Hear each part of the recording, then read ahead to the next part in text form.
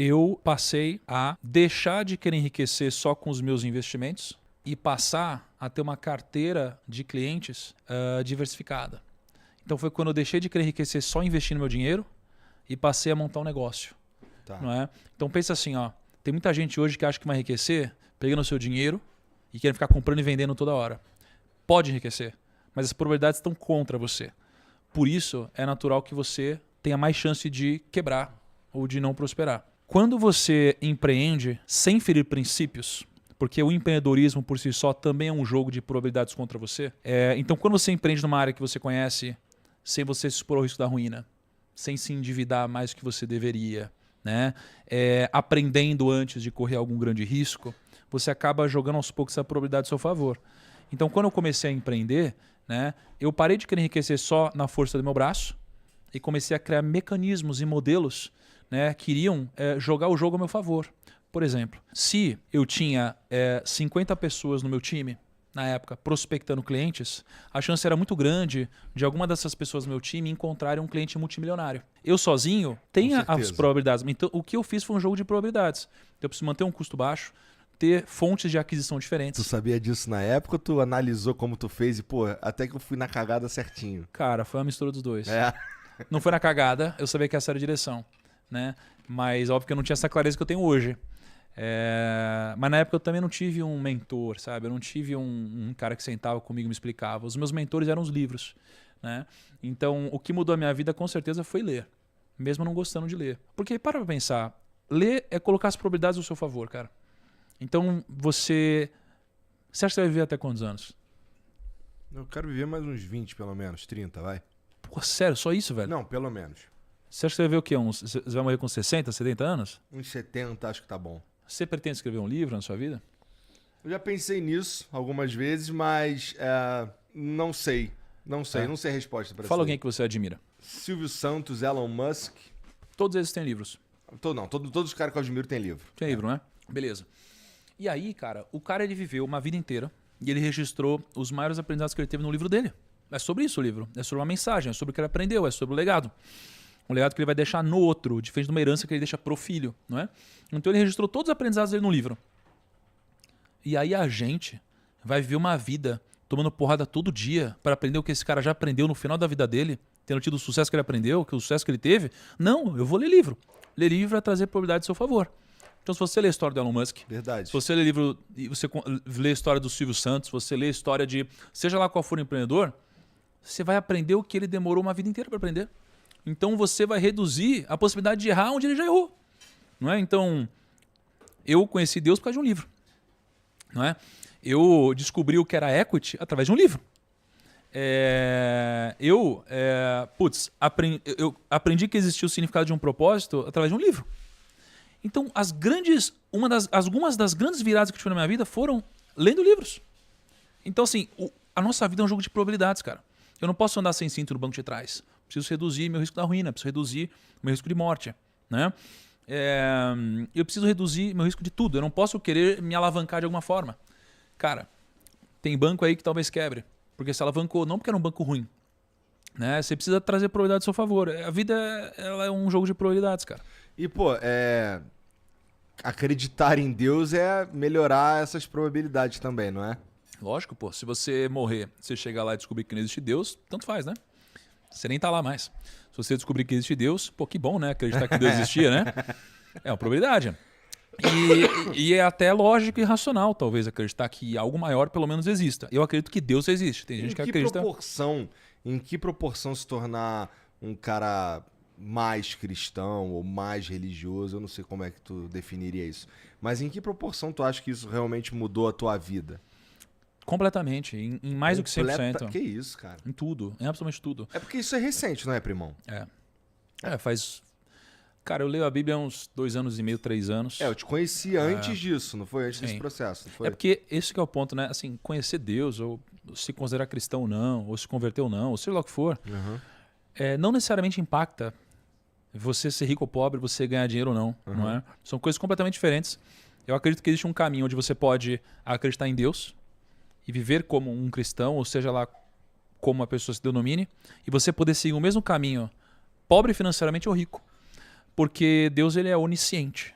Então ele sabe o que é e o que seria. Então existem vários caminhos. Não é? Você tem o livre-arbítrio, né? E Deus sabe o que acontece se for para cá, o que acontece se for para cá. Mas eu acho que tem gente que acaba servindo a Deus, mas às vezes por acreditar, seja por uma questão de religiosidade ou por uma questão de origem, ou talvez por um excesso, né, de dogmas, ou seja lá o que for, a gente acha que ser rico é errado e ser pobre é humilde e nobre. Não é? E Mas por não é isso uma muita questão- gente acaba indo por aqui, né? Não é uma questão cultural, especialmente do brasileiro, demonizar a riqueza? Eu vejo que tem uma. Assim, na verdade, eu consigo enxergar duas vertentes. Assim, se você se torna. Se você se torna um empresário, se você se torna um cara que. Isso é interessante até. Que faz a roda girar e tudo mais, e uma galera se dá bem, e existe a possibilidade de pessoas terem um emprego por sua causa e tal. Vamos lá, do iFood, por exemplo. O iFood é uma puta iniciativa maneiríssima que, porra, hoje ninguém sabe direito como vive sem iFood, mas tem uma galera que bate muito no iFood por causa do como é a relação deles com os motoboys e tal. Então, é possível que se você chegar num lugar falando que você é o dono do iFood, tu vai ser mais mal visto do que um cara que ficou rico e nas redes sociais ele ostenta, não sei o que, o caralho. Sim. Então tem duas visões aqui. O cara que se tornou um grande empresário e um cara que o trabalho dele é ser um influenciador que ostenta, que não sei o que e tal. Então talvez a gente enxergue a riqueza de duas formas diferentes, culturalmente falando aqui no Brasil. É maneiro tu ostentar, mas não é muito maneiro tu empregar pessoas, sei lá. Tá ligado? Cara, tem um problema com as massas, assim, né? As massas... Toma cuidado pra falar isso, né, cara? Mas, assim, as massas, elas dificilmente estão certas, assim. Dificilmente estão certas. É por isso que elas são as massas, Aham. né? Mas, por outro lado, se elas são a maioria, como eu poderia dizer que uma minoria de pessoas está certa? Né? O que definiria o certo e errado? É complexo. Mas eu vejo que geralmente a opinião das massas é uma opinião que tem muito mais a ver com o viés emocional do que com uma questão lógica. A gente erra isso o tempo todo. E o dinheiro é uma delas. Então, por exemplo, as pessoas gostavam muito mais de mim quando eu não tinha fama, digamos assim. Tá? As pessoas, elas insistem em compartilhar meias verdades ou falsidades, ou seja lá o que for. Por exemplo, eu enriqueci antes de entrar na internet. Não é? Então, quando eu entrei na internet, eu era pequeno, as pessoas elas admiravam isso. Admiravam eu ter enriquecido antes de entrar na internet, empreendendo, e aí depois compartilhar esses aprendizados na internet. Quando eu consegui compartilhar o aprendizado com muito mais pessoas, e eu passei também a ganhar mais dinheiro digitalmente, né, coisa que uma linha de receita que eu não tinha antes, muitas pessoas começaram a me demonizar pelo simples fato de eu fazer muito dinheiro. Porque, realmente, assim, o empreendedor ele é muito mal visto aqui. Porém, no final das contas, né, existe uma lógica invertida e a pessoa ela vive muitas vezes uma vida onde ela passa por ciclos errados sem nem perceber. Então, é claro que existem as exceções, mas muitas vezes eu sou uma pessoa que eu não fui admirado numa empresa onde eu trabalhei, por exemplo. Então eu não recebi um aumento, eu não cresci e eu fiquei estagnado mesmo acreditando que eu estava fazendo um bom trabalho. E aí isso daqui me traz a crença, já que muitas pessoas ao meu redor me dizem que o patrão é explorador e o funcionário é sempre do bem, que o funcionário ele não deve trabalhar muito, porque isso daqui não vai me enriquecer nunca e eu nunca vou crescer porque é assim que funciona o mercado capitalista malvadão, por exemplo. E aí, quando eu me demito ou eu sou demitido e vou trabalhar numa outra empresa, eu entro nessa empresa com essa crença. E aí, por isso, eu não desempenho mais do que eu poderia desempenhar. E aí, eu não cresço novamente ou eu sou mandado embora em algum momento. E aí, eu começo a achar que a culpa é do outro. Enquanto que, na verdade, pelo fato de eu ter vindo com essa crença e evitado trabalhar mais do que eu poderia e trazer mais resultado do que eu poderia, né, me fez não crescer. Então, no final das contas, eu estou culpando o outro por algo que, na verdade, eu estou errando. Porque a gente começa a entrar num ciclo negativo.